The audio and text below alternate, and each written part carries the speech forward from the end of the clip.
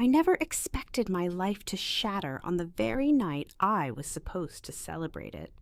My name is Juliet Lawson, and I had always considered my life normal. Married, 2 kids, a stable job, and a family I thought loved me. But my 40th birthday changed everything. The moment I blew out my candles, my parents, Robert and Linda Lawson, dropped a bombshell. "Sweetheart, there's something we've been meaning to tell you for a long time." At first, I laughed, thinking they were about to tell some embarrassing childhood story. But my mother's hands trembled, her eyes flickering with regret. My father cleared his throat and said it. The words that turned my world to ash. "You're adopted, Juliet!" The room went dead silent. The chatter, the clinking glasses, the laughter, all of it dissolved. My husband, Ethan, stared at them in shock. My best friend, Monica, dropped her fork. My children looked confused, oblivious to the weight of what had just been said. "You're lying," I whispered, my throat dry. My mother shook her head. "We should have told you sooner, but we thought we were protecting you. 40 years. 40 damn years. They had lied to me my entire life." I stormed out of the house, heart pounding so hard I thought it might break my ribs. I got into my car and drove aimlessly, barely seeing the road through my tears. How could they do this? How could they lie to me for so long? Who was I really? And why now? By the time I returned home, hours later, Ethan was waiting for me. He tried to hold me, to tell me everything would be okay, but I pushed him away. I didn't even know if I belonged here anymore. I wasn't Juliet Lawson. I was someone else. The days that followed were a blur. I barely ate. I barely slept. I ignored my parents' desperate calls. But then, 2 weeks later, something happened that made my blood run cold. I received an anonymous email. The subject line?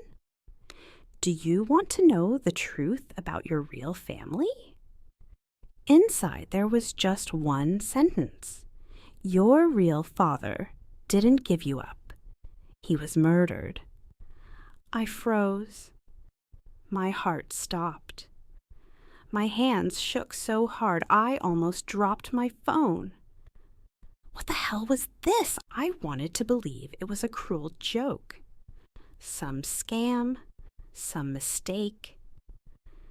But deep inside, I felt something I couldn't ignore. A pull. A dark, terrifying pull toward a truth that had been buried for 4 decades. And I was going to dig it up, no matter what it took. 2 weeks ago, I learned I was adopted. 2 minutes ago, I learned my real father might have been murdered. The email was unsigned. No name, no phone number, no explanation.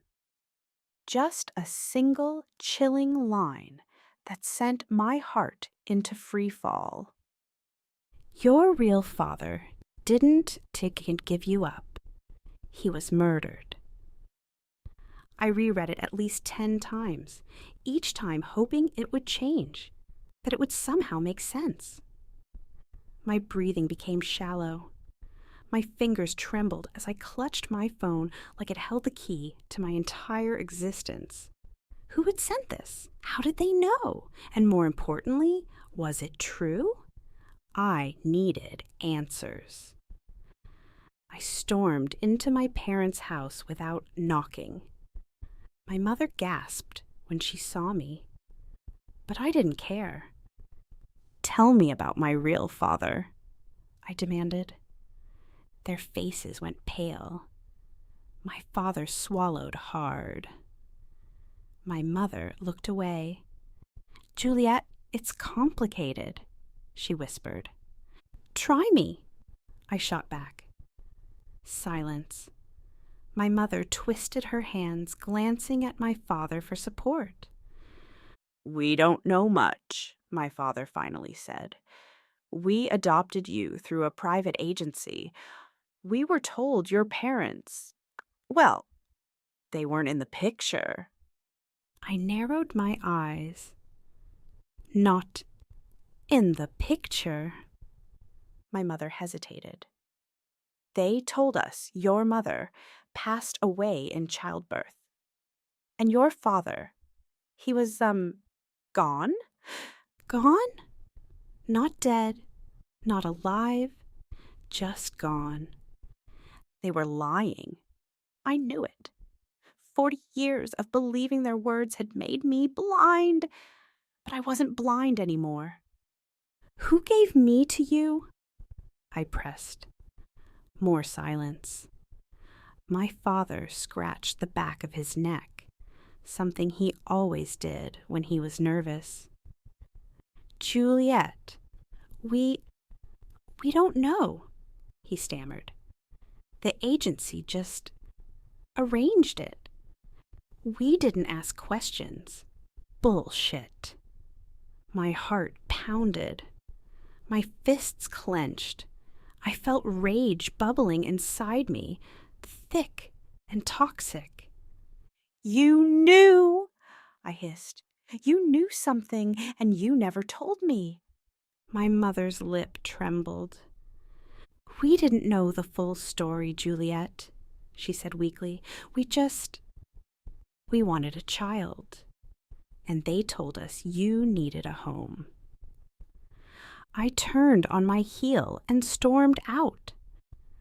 I didn't need their lies. I needed facts. I drove home, my thoughts a tangled mess. The moment I stepped inside, Ethan was waiting for me. Jules, where did you go? He asked, concerned. I ignored him and went straight to my laptop. If my parents weren't going to give me answers, I would find them myself. I opened my email, heart hammering, and typed a response. Who are you? What do you know? The reply came within seconds. Meet me tomorrow at 10 p.m., Pier 17. Come alone. A jolt of fear shot through me. Was this a trap? A scam?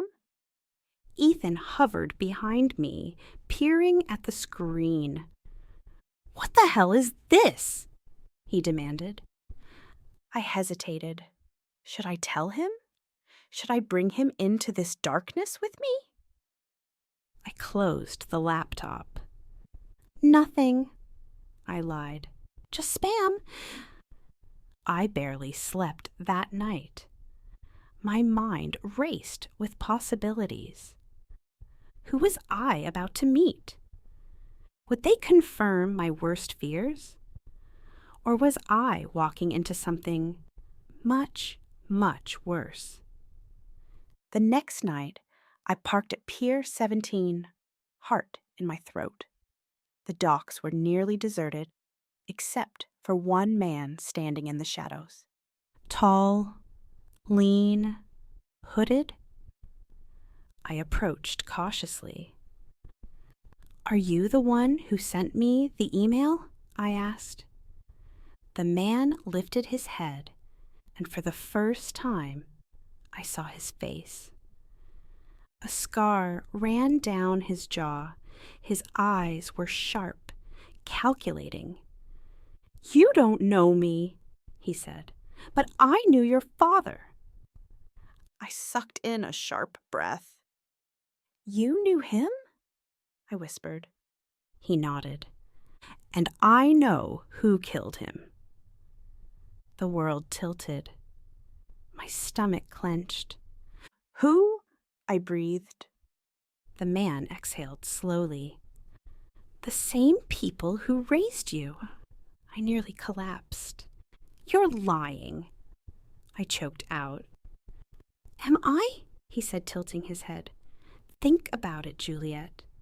Why do you think they never told you the truth?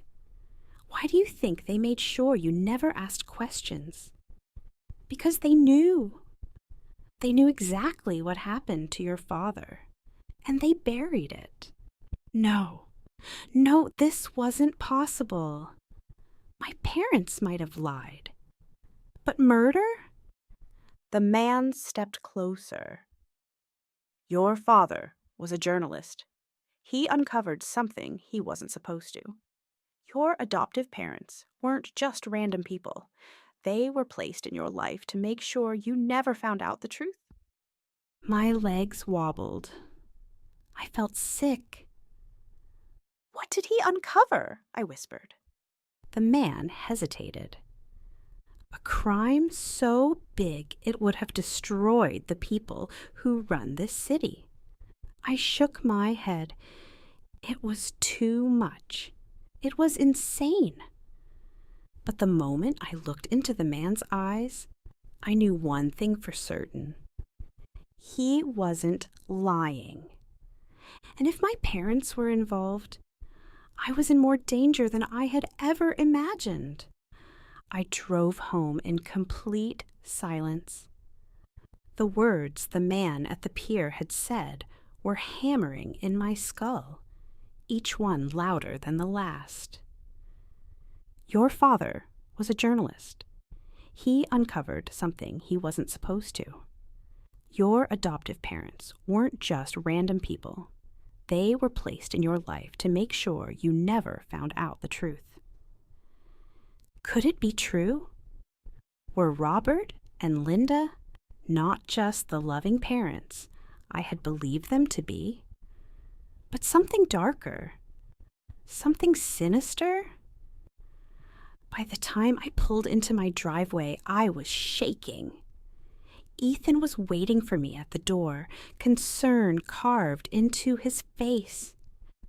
Juliet, where were you? He asked. I couldn't answer. I couldn't breathe. Because in that moment, I knew there was no going back. I couldn't pretend this wasn't happening. I couldn't ignore what I had just learned. I had to find the truth. And if my so-called parents were guilty, I would make them pay.